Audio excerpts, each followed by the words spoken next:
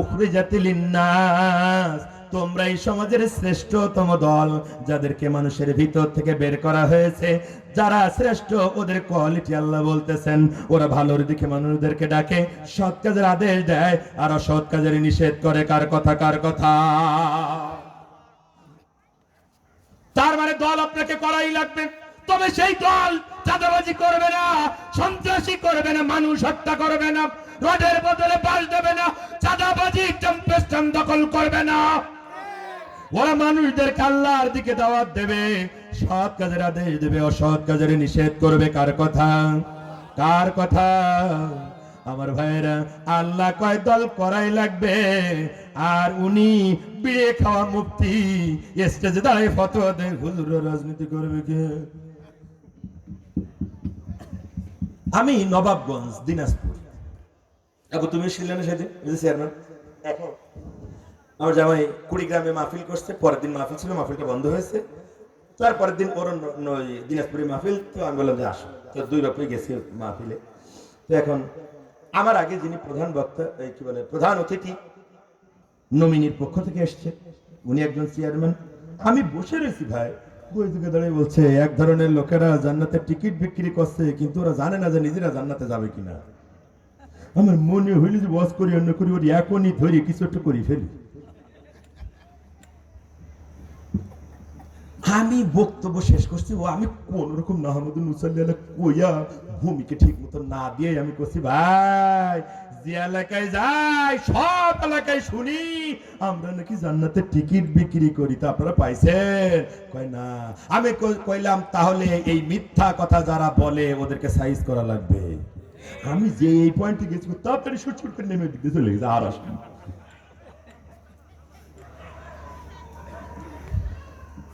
আমার ভাইয়ের, আমার বন্ধুরা,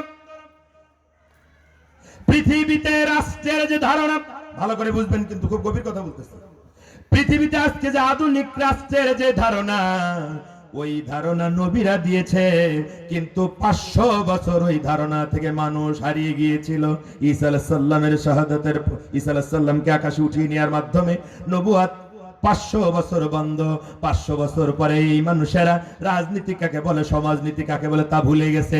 গোত্রভিত্তিক রাজনীতিতে ওরা বিশ্বাসী ছিল, তাও ছিল জোর যার মূল্য তারির উপরে প্রতিষ্ঠিত ছিল।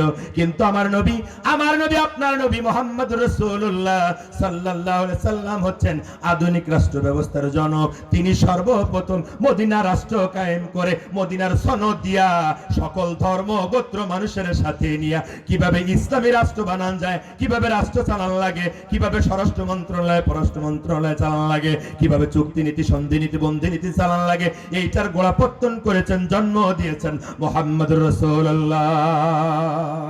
আমার নবী, আপনার নবী রাজনীতির জন্ম দিলেন, গোড়াপত্তন করলেন। ওই রাজনীতি আলেমরা করবে না, তা তোমার মতো মদ খোরার ডাইলখোর করবে নাকি? ফাজলামি করার জায়গা খুঁজে পাও না। আমার ভাইরা চলেন যাই, বেশি কড়া বলে ফেললাম নাকি রে ভাই? কি করবো রে ভাই, বুকের ভিতরে বড় জ্বালা। কারণ রিমান্ডও তোমরা দিছো, জেলও খাটাইছো, মামলা এখনো আছে। আমার ভাইয়ের, আমার বন্ধুরা, আল্লাহ রাব্বুল আলামিন বললেন, তোমাদের ভিতরে ওইটা উত্তম দল, আর ওরকম একটা দল অবশ্যই থাকা লাগবে যারা আল্লাহর দিকে মানুষদেরকে ডাকবে, সৎ কাজের আদেশ দেবে, অসৎ কাজের নিষেধ করবে। এখন আমরা কি সৎ কাজের আদেশ আর অসৎ কাজের নিষেধ করতে পারি? এই বুঝে জবাব দিন। কিন্তু পারি পারি পারি পারি এখন যদি পারি কিনা তার একটা প্রমাণ দেই। ছোট্ট উদাহরণ, এই মসজিদের পাশে তো 4 দোকান দেখলাম না।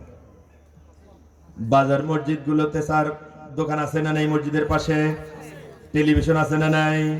সিনেমা চলে কিনা? চলে। বাংলাদেশে পরীক্ষিত প্রমাণিত লুচ্চো দা গ্রেট, ওদের সিনেমা চলে। বাংলাদেশের পরীক্ষিত শ্রেষ্ঠ লুচ্চো হচ্ছে সাকিব খান। অসংখ্য প্রমাণ আছে, কথা ঠিক কিনা?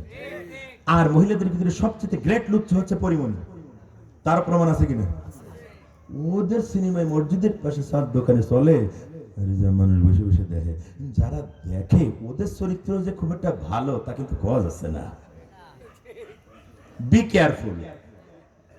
বাকি কথা কলম না, কোনো ছেলেপিলে আছে আসলে কত দরকারও ছিল, মা বোনেরা নাকি সংখ্যায় বেশি, ঠিক?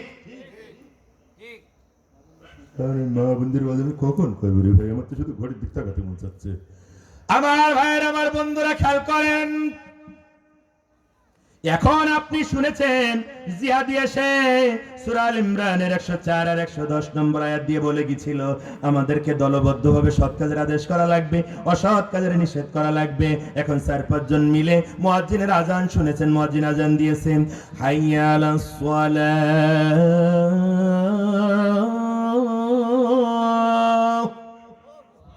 আজান দেন দেন, ওর পরের পংক্তি কি, হাইয়া আলাল ফালাহ, মানে কি, আসো সালাতের দিকে, আসো সালাতের দিকে, আসো কল্যাণের দিকে, আসো কল্যাণের দিকে। তার মানে সালাতে আসো, সালাতে আসলেই তোমার কল্যাণ হবে। 5 বার আহ্বান করে মুয়াজ্জিন মসজিদের মিনারা থেকে। ওই আহ্বান শুনে 4-5 জন দল বেঁধে চলেছেন নামাজে। যাইতেই যায় দেখলেন মসজিদের পাশে চার দোকানে সিনেমা চলতেছে। যাই এই দাঁড়াইয়া বললেন, এই চার দোকানদার বন্ধ কর, চল মসজিদে চল। এখন মসজিদে সালাতের জন্য যে যার জন্য আপনি বলতেছেন সৎ কাজ না অসৎ কাজ? সৎ কাজের আদেশ। আর এই যে সিনেমা বন্ধ করতে বললেন, এটা অসৎ কাজ না সৎ কাজ? তো একসাথে দুইটা, অসৎ কাজের নিষেধ, সৎ কাজের আদেশ, কথা ঠিক না ভুল? 4-5 জন মিলে দাঁড়ায় একজন বললেন দোকানদার বন্ধ করো, নামাজে চলো, করবে? কথা কয় না। যদি 2-3 বার বললেন তাহলে এই জায়গায় প্যান প্যান করি না, তোমার কাজ তুমি করো, যে আমি যা করতে তাই আমার করতে দাও, মাতব্বারি করতে হবে না। কথা কন নাকি? 4-5 জন দলবদ্ধভাবে দাঁড়াইছেন। যদি এখনই বন্ধ করা লাগবে, তাহলে এতক্ষণ ধরে যারা সিনেমা দেখতেছিল বসে বসে, ওরা বেরোয় বলবে কাঠের ছোলা আনবো না যাবা? কথা কন নাকি? তার মানে বুঝা গেল এই জায়গায় ক্ষমতা ছাড়া সৎ কাজের আদেশ, অসৎ কাজের নিষেধ সমাজে বাস্তবায়ন হয় না। আর সৎ কাজের আদেশ, অসৎ কাজের নিষেধ সমাজে বাস্তবায়ন না হলে ন্যায় বিচারও প্রতিষ্ঠিত হয় না। তার মানে সমাজটা ধ্বংসের দিকে চলে যায়। আমার ভাইয়ের, আমার বন্ধুরা, তার মানে এই জায়গায় সৎ কাজের আদেশ, অসৎ কাজের নিষেধের জন্য ক্ষমতা লাগবে, ক্ষমতা লাগবে, ক্ষমতা। তাও যে কোনো ক্ষমতা দিয়ে হবে না, রাষ্ট্রীয় ক্ষমতা লাগবে, রাষ্ট্রীয় ক্ষমতা। এখন বলবেন হুজুর আপনাদের ক্ষমতার লোভে পাইছে সেজন্য বলতেছেন, এর কি কোনো দলিল আছে নাকি? আছে দলিল? সৎ কাজের আদেশ, অসৎ কাজের নিষেধ, এটা শুধু দল করে হবে না, ওর জন্য রাষ্ট্র ক্ষমতা লাগবে। এটা আমার আল্লাহর চাইতে ভালো আর কেউ জানে না। ওই জন্য আমার রব্বুল আলামিন এবার বললেন শুধু দল করলে হবে না, ওই দলকে রাষ্ট্রীয় ক্ষমতায়ও যাওয়া লাগবে। আমার আল্লাহ বলতেছেন, আল্লাযীনা مكناهم في الأرض أقاموا الصلاة وآتوا الزكاة وأمروا بالمعروف ونهوا عن المنكر ولله عاقبة الأمور। 22 নম্বর সূরা, সূরা হজ্জের 41 নম্বর আয়াত মুখস্থ করেন।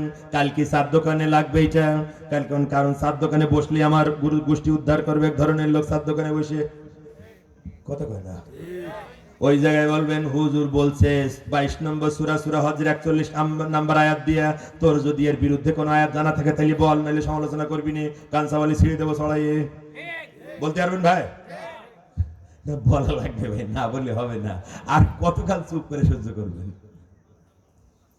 আল্লাহ রাব্বুল আলামিন 22 নম্বর সূরা, সূরা হজ্জের 41 নম্বর আয়াতে বলেন, আমি যাদেরকে রাষ্ট্র ক্ষমতা দান করব, মাক্কান্নাহুম মানে রাষ্ট্র ক্ষমতা, বুঝেন?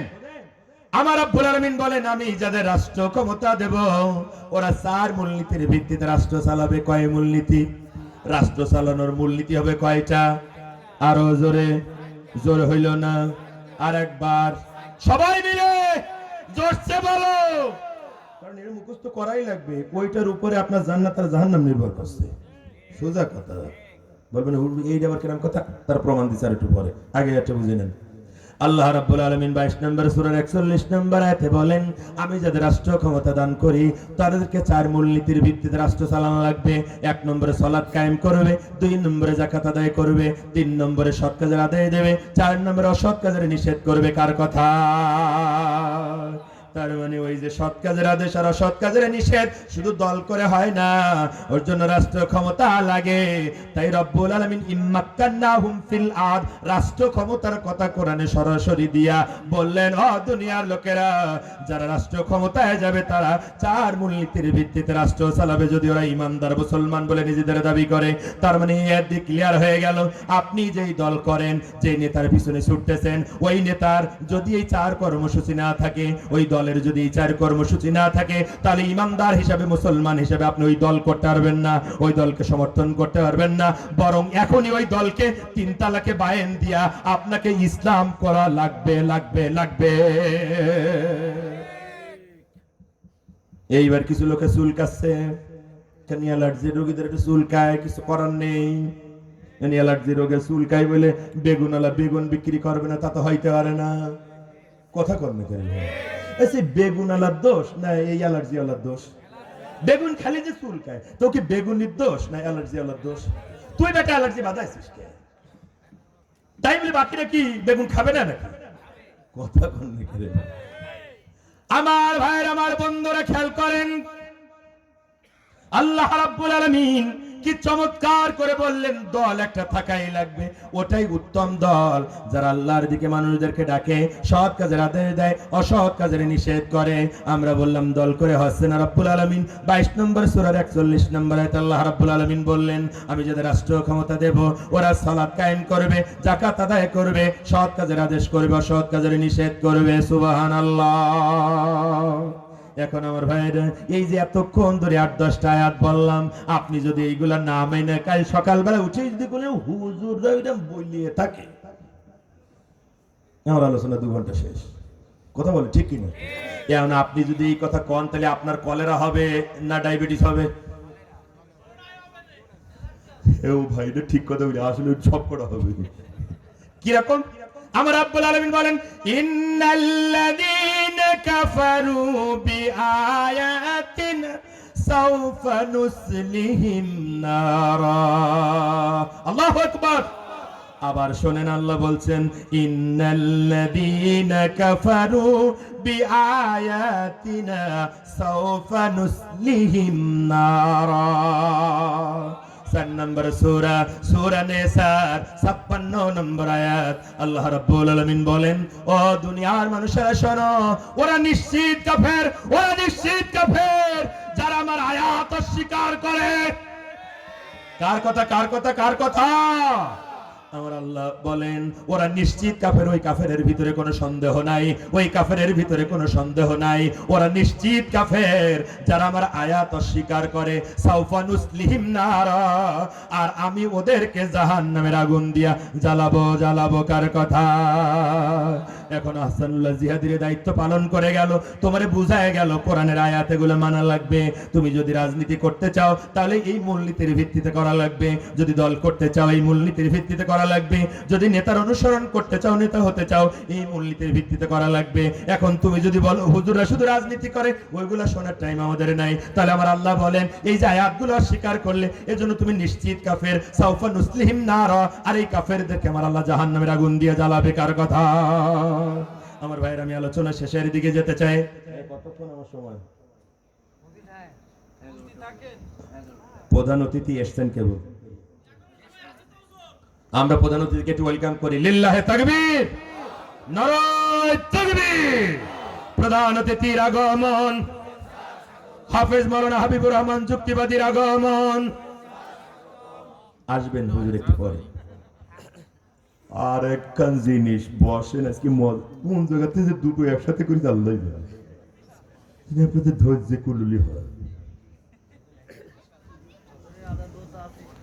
এই হুজুর কি এখন খাওয়া দাওয়া করবে তারপরে স্টেজে আসবে?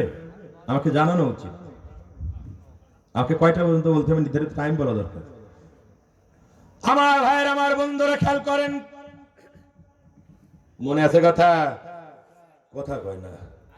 আর ভাইয়ের আমার বন্ধুরা খেয়াল করেন, এখন এখন যদি আপনারা বলেন হুজুর বুঝলাম, দল যদি করা লাগে তিনটা মৌলিক জিনিস লাগবে, একটা আল্লাহর দিকে ডাকা লাগবে, সৎ কাজ দেওয়া লাগবে, সৎ কাজের নিষেধ। আবার যদি রাজনীতি করা লাগে তাহলে এই চার মূলনীতির ভিত্তিতে করতে হবে। ক্ষমতায় গেলে নামাজ কায়েম করা লাগবে, যাকাত আদায় করা লাগবে, সৎ কাজের আদায় ছাড়া অসৎ কাজের নিষেধ করা লাগবে।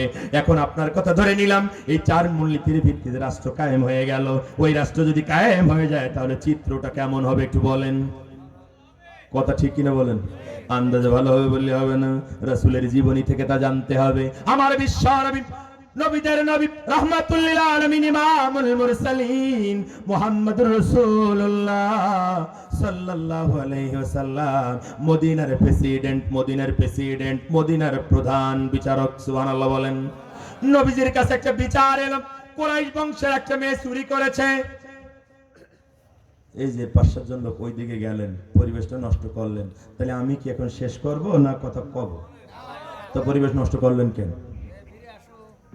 আমি যদি প্রধান বক্তা হতাম তাহলে তো আমি এক্ষুনি আল্লাহুম্মা আমিন বলে দিতাম, কারণ আমারে থুই আপনি চলে যাবেন আর আমি ওয়াজ করব, অত ধৈর্য আমার নেই।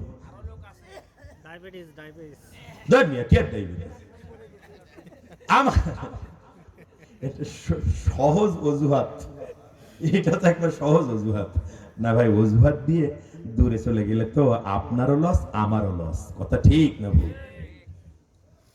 আমার ভাইয়ের আমার বন্ধুরা কথা বোঝে কি রে, এদিকে গরম পানি নিয়ে চাও নিতে মানে কি 2 ঘন্টা ওয়াজ করে রাখবো, চাও ধরে গরম পানি দিলে কোন দিকে সে মরিছি রে ভাই, আসছে না হঠাৎ করে ধরি নিয়ে তো মানে চিনি ছাড়া দিতে হবে রে ভাই, গরম পানি দিলে হয়। একটু জিকির করেন, সুবহানাল্লাহ আলহামদুলিল্লাহ লা ইলাহা ইল্লাল্লাহ সুবহানাল্লাহ। আবার প্রাণ তৈরি করেন, রূহ তৈরি করেন, আপনাদের একটু গ্যাপ হয়ে গিয়েছে। সুবহানাল্লাহ আলহামদুলিল্লাহ সুবহানাল্লাহ আলহামদুলিল্লাহ লা ইলাহা ইল্লাল্লাহ সুবহানাল্লাহ। তুমি বাঁচাও তুমি মারো, অবিরত ক্ষমা করো, ধরার যে জন তাকেই ধরো, ধরার যে জন তাকেই ধরো, তোমার মুঠোয় সবই আল্লাহ।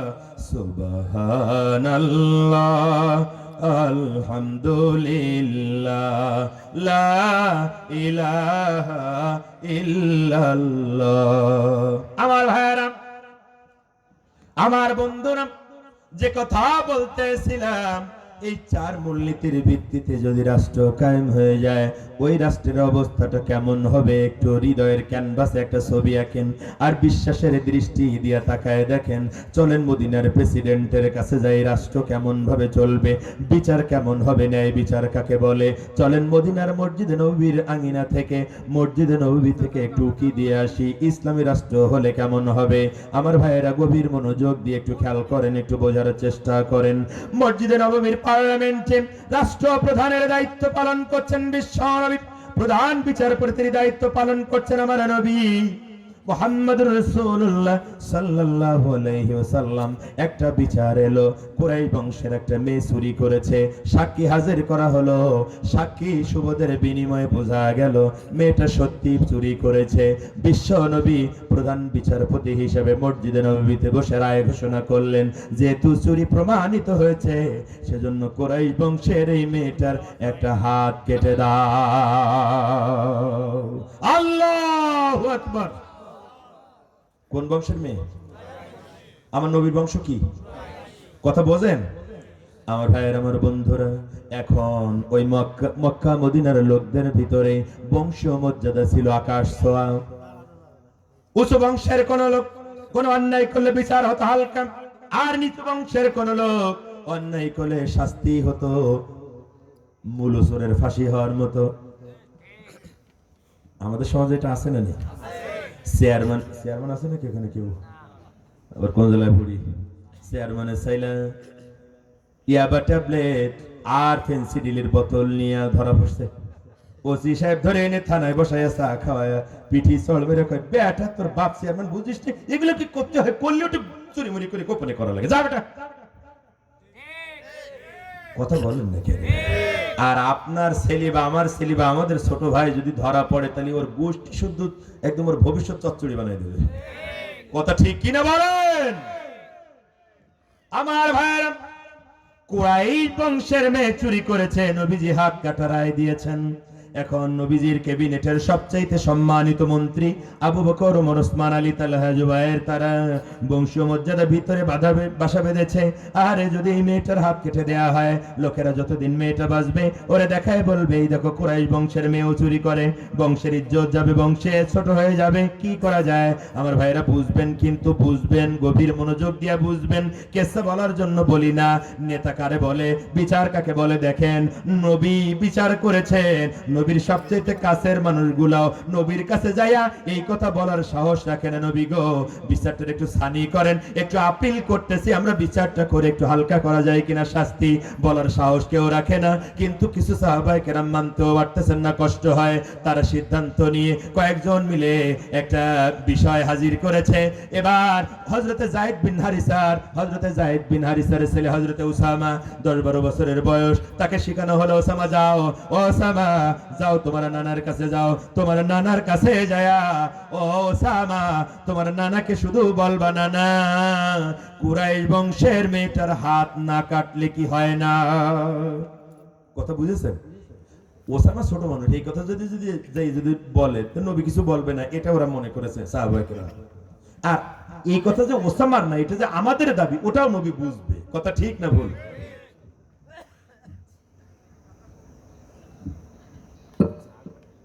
আমার ভাইয়ের, আমার বন্ধুরা খেয়াল করেন, বোঝেন।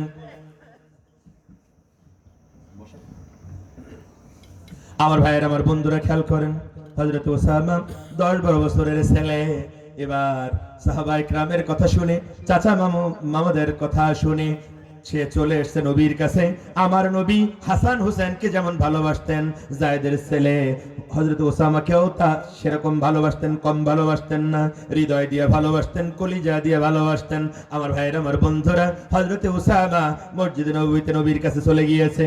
যায়া যেই না উপস্থিত হয়েছে, নবীজি ওসামাকে বুকের সাথে জড়ায়া ঠোঁটে আর কপালে চুমা দিয়া উরুর উপরে বসাইছে। বসায়া বলতেছেন, ওগো ওসামা, এমন সময় তো তুমি মসজিদে নববীতে আসো না, আজকে কেন এলে? হযরত ওসামা যদিও বালক, যদিও বাচ্চা ছেলে, তার মুখটা নানার কানের কাছে নিয়ে কানে কানে বলতেছে, নানা এই কুরাইশ বংশের মেয়েটার বিচারটা হাত কি না কাটলে হয় না, বলেই দৌড়। কথা বলেন না? আপনারা হাসতেছেন, আল্লাহু আকবার বলেন। যদিও ওসামা 10-12 বছরের বাচ্চা, কথা বোঝেন কিনা, কিন্তু নানা কলিজা দিয়ে ভালোবাসে, সেটাও জানেন। কিন্তু সে এটাও জানে, আমার নানা এমন আপসহীন নেতা, তার কাছে সুপারিশ নিয়ে গেলে ধমক খাওয়ার ভয় আছে, ওই জন্য বলেই দৌড় দিয়েছে। সুবহানাল্লাহ। ওসামার কথা বলে ওসামা যেই চলে গেছে, নবীজি মসজিদে নববীতে দাঁড়ায় গেলেন, বক্তব্য শুরু করে দিলেন। ও আমার সাহাবীরা, যারা ওসামাকে আমার কাছে পাঠিয়েছো, তারা খেয়াল করে শোনো, তারা শোনো। যারা ওসামাকে আমার কাছে বিচারের আপিল করবার জন্য যারা আমার কাছে পাঠিয়েছো, এই কাম করা লাগবে তো তোমার করবে। আমি একা পারিনি তোরে ভাই, কত আগে ভুলে গেছি এগুলা। আমার ভাইয়ের, আমার বন্ধুরা, আমার ভাইয়ের, আমার বন্ধুরা খেয়াল করেন, একটু বোঝেন। এই কাম যে ঘটবে এটা আমি জানতাম, ওই জন্য আমি বলছিলাম যে সময় আগে থাকতে ঠিক করে। ওরা কয় না 10:30টার মধ্যে শেষ করবেন, আমি বলি 11টার মধ্যে নিয়ে একটু কথা, 11টা পারে যেতে আসলে, উনি অনেক দূর থেকে আসছে, এটা তো আমরা বুঝি না, আসছে তা তো আমি দেখলাম। কত কষ্ট করে যে আসা লাগে রে ভাই, ওটা তো তোমরা বোঝো না। তোমরা দেখো হুজুর 2 ঘন্টা কথা কই 1 লাখ নিয়ে গেল রে, কত কথা বের হয়ে উচিত কথা বলে ফেললাম, কিন্তু হুজুর যে সেই ফজর পড়ে বের হয়েছে আর এখন এসে উপস্থিত হলো, 2 ঘন্টা ওয়াজ করে আবার যাবে, কালকে আসরের সময় যে বাড়ি পৌঁছবে। এই যে 36 ঘন্টা চলে গেছে, রাস্তায় যান যে যায় যায় অবস্থা, 3 ওয়াক্ত খাওয়া হয়নি, ওটার খবর কেউ রাখে না।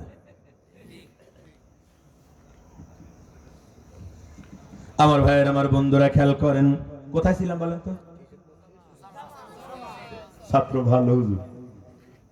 আমার ভাইয়ের আমার বন্ধুরা খেয়াল করেন, হযরত ওসামা চলে গেছে মসজিদে নববী থেকে। নবীজি মসজিদে নববীতে দাঁড়ায় ভাষণ দিলেন, বক্তব্য দিলেন। সাহাবীরা যারা ওসামাকে আমার কাছে এই বিচারের আপিল করবার জন্য, সানি করবার জন্য পাঠিয়েছে, তারা শোনো, এটা তো চুরি করেছে কুরাইশ বংশের কোন মেয়ে, কিন্তু তোমরা শুনে রেখো, যদি এই চুরিটা কুরাইশ বংশের কোন মেয়ে না করে যদি আমার নিজের মেয়ে ফাতেমাও করত, আর যদি সাক্ষী প্রমাণে প্রমাণিত হতো যে সে চুরি করেছে, আমি নবী আমার মেয়ের হাত কাটা রায় ঘোষণা করতে দ্বিধা করতাম না। আল্লাহু আকবার। এই 4 মূলনীতির ভিত্তিতে যদি রাষ্ট্র কায়েম হয়ে যায়, এই 4 মূলনীতির ভিত্তিতে যদি রাষ্ট্র কায়েম হয়ে যায়, গরিব তার অধিকার বাড়িতে বসে পাবে, গরিবের অধিকার কেড়ে খাওয়ার সাহস কারো হবে না, গরিবের টাকা মেরে সুইস ব্যাংকের মাধ্যমে বিদেশে পাঠানোর ক্ষমতা কারো হবে না। বিশ্বনবী মদিনার প্রেসিডেন্ট, কোন জায়গার প্রেসিডেন্ট? বিশ্বনবী মদিনার প্রেসিডেন্ট। মদিনা রাষ্ট্রে অভাব দেখা দিয়েছে, কিছু টাকা পয়সা জোগাড় করে নবীজি বাইরে রাষ্ট্রে খাবার আনার জন্য পাঠালেন। খাবার রাতের বেলা চলে এলো, মসজিদে নববীর আঙিনায় খাবারের স্তূপ জমা হয়ে গিয়েছে। বিশ্ব নবী ফজরের সালাত আদায় করে খাবার একটা চৌকি বা একটা টুল নিয়ে বসলেন, বসে খাদ্য বিতরণ করা শুরু করেছেন। মদিনার অলিতে গলিতে খবর পৌঁছে গিয়েছে, খাবার এসেছে। এবার সবাই লাইন ধরেছে খাবার নেয়ার জন্য। বিশ্ব নবী দিতেছেন, বন্টন করতেছেন, বিলি করতেছেন খাবার। দিতে দিতে দিতে দিতে জোহরের সালাতের আজান হয়েছে। বিশ্ব নবী দিয়া বন্ধ করে সালাত আদায় করলেন, জোহরের আদায় করে আবার বের হলেন বাইরে, বের হয়ে আবার দেয়া শুরু করলেন। দিতে দিতে আরো কিছুক্ষণ দেওয়ার পরে সামনে আর কোনো খাবার নাই, সব খাবার দেয়া হয়ে গিয়েছে। মদিনার প্রত্যেকটি ঘরে ঘরে খাবার পৌঁছে গিয়েছে। আমার ভাইয়ের আমার বন্ধুরা, বিশ্ব নবী যখন দেয়া শেষ, এবার উঠে দাঁড়ালেন। ইতিহাস বলে নবীজি উঠে দাঁড়ায়া তার জামাটা এইভাবে ছেড়ে ফেললেন। তার মানে নবীজি যেন বুঝাইতে চাইলেন, শোনো শোনো, কিয়ামত পর্যন্ত যারা আমার ওয়ারিস হবা, গরিবের অধিকার যারা বন্টন করবে, তারা শোনো, গরিবের অধিকার বন্টন করতে যায়া গরিবের অধিকার মেরে খাওয়া তো দূরে থাক, গরিবের অধিকারের, গরিবের হকের মালের কোনো ধুলা বালিও যেন তোমার গায়ে লেগে না থাকে। আল্লাহু আকবার। আমার ভাইয়ের আমার বন্ধুরা, এবার বিশ্ব নবী ক্লান্ত পরিশ্রান্ত নবী চলেছেন নিজের স্ত্রীর ঘরে। উম্মাহাতুল মুমিনিন হযরত আয়েশা সিদ্দিকা রাদিয়াল্লাহু তাআলা আনহা তার ঘরে যে ঢুকেছেন বিশ্ব নবী, ঢুকে বললেন, ওগো আয়েশা, সারা দিন বড্ড পরিশ্রম হয়ে গিয়েছে, বড্ড ক্লান্ত, আমি ক্ষুধার্ত। ও আয়েশা, তুমি কি পারো আমারে কিছু খাওয়াইতে? একটু গভীর মনোযোগ দিয়ে শোনেন, হৃদয়ের কান দিয়ে শোনেন। ইসলাম কায়েম হলে কেমন চিত্র হবে একটু দেখেন।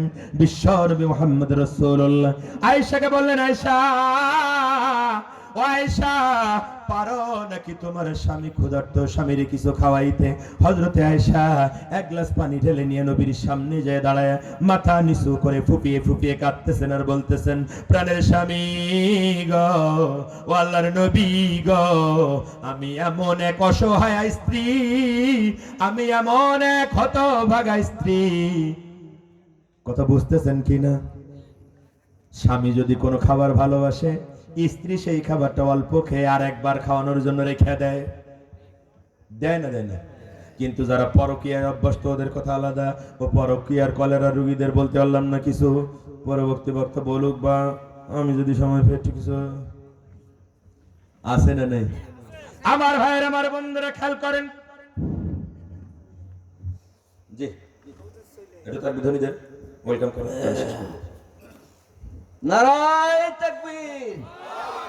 প্রধান অতিথির আগমন, আসসালাম, স্বাগতম। হাফেজ মাওলানা হাবিবুর রহমান যুক্তিবাদী জিন্দাবাদ, জিন্দাবাদ। মমিনবাগের পক্ষ থেকে নারায়ে তাকবীর। ভাইরা আমার, আপনারা যারা আশেপাশে আছেন, জি জি জি, আপনি আমার মা বোনদেরকে শেষ করেন, আপনি শেষ করেন, আমি কথা শেষ করব, তারপর আপনি বলবেন। আবার হুজুর কো- আল্লাহ, আগে বসুন। আলহামদুলিল্লাহ, আমাদের প্রধান অতিথি চলে এসেছেন, বলেন আলহামদুলিল্লাহ। পরিষ্কার গর্ব কথা বলুন। মানে আমরা তো অধিকাংশ জায়গায় প্রধান বক্তা হিসেবে যাই, আজকে বিপদে পড়ে 2 নম্বরে বলতেছি। আমরা স্টেজে আসলে যদি আমাদের আগের বক্তা বলতে থাকে, ভেতরে ভেতরে একটু অসন্তুষ্টি। ভাইয়ের কাছ থেকে যদি অনুমতি নিলাম, ভাই আবার রাগ করি না, পদ্ধতি না, তাহলে ধ্বংস হয়ে যেতে পারে। আমার ভাইয়েরা, যেহেতু একটি ঘটনার মাঝপথে আছি, বিশ্ব নবী খাবার বিতরণ করতে করতে এখন এসে স্ত্রীর ঘরে ঢুকে বলতেছেন, আয়েশা পারো কি আমাকে একটু কিছু খাওয়াইতে? হযরত আয়েশা সিদ্দিকা রাদিয়াল্লাহু আনহা একটা গ্লাসে পানি নিয়ে নবীর সামনে দাঁড়ায় মাথা নিচু করে ফুপিয়ে ফুপিয়ে কাঁদতেছেন আর বলতেছেন, আল্লাহর নবী গো, ও প্রাণের স্বামী, আমি এমন এক অসহায় হতভাগা স্ত্রী, আমার স্বামী ক্ষুধার্ত হইয়া আমার কাছে খাবার চায়, কিন্তু আয়েশার ঘরে পানি ছাড়া দেওয়ার মতো খাবার অবশিষ্ট নাই। আল্লাহু আকবার। নবীজি এতক্ষণ কি বিলাইতেছিলেন? কথা কয় না, কি বিলাইতেছিলেন? আর ঘরে যাইয়া নাই কি বোঝেন কিছু? এর নাম ইসলাম। আমি আর আমার স্ত্রী না খেয়ে ধরতে পারি, কিন্তু গরিবের কোন মালের একটা ছটাক আমার পেটে ঢুকতে পারে না। ওর নাম ইসলাম। ওই ইসলাম আমরা চাই নাকি চাই না? ওই ইসলাম চাই নাকি চাই না? রূপসা খুলনার তৌহিদি জনতা আলোচনার শেষ বেলায় জানতে চাই, আগামীর দিন এই 4 মূলনীতির ভিত্তিতে রাষ্ট্র কায়েমের জন্য যদি প্রয়োজন হয় টাকা দিয়া, পয়সা দিয়া, সময় দিয়া, রক্ত দিয়া, এমনকি জীবন দিয়া হলেও বাংলার জমিনে কলমার পতাকা উড্ডীন করবার জন্য, ইসলামী রাষ্ট্র কায়েমের জন্য কারা কারা রাজি আছো? দুহাত তুলে দেখাও। আল্লাহু আকবার। আল্লাহ কবুল করে, বলেন আমিন। যেহেতু হুজুর এসেছেন, আমি শেষ করি। আমার ভাইয়ের, আমার বন্ধুরা, এতক্ষণ ধরে যে কিছু কথা বললাম, এই কথাগুলো আল্লাহ রাব্বুল আলামিন আমাদেরকে মেনে চলার তৌফিক দান করুন। 5টা বলতে চাইছিলাম, কয়টা? একটা বলেছি তাওহীদ প্রতিষ্ঠিত করা, অতএব আলেমদেরও দায়িত্ব তাওহীদ প্রতিষ্ঠা না হওয়া পর্যন্ত সেই সংগ্রাম চালিয়ে যাওয়া। 2 নম্বর, কোরআন দিয়ে মানুষদেরকে আল্লাহর দিকে ডাকতে হবে।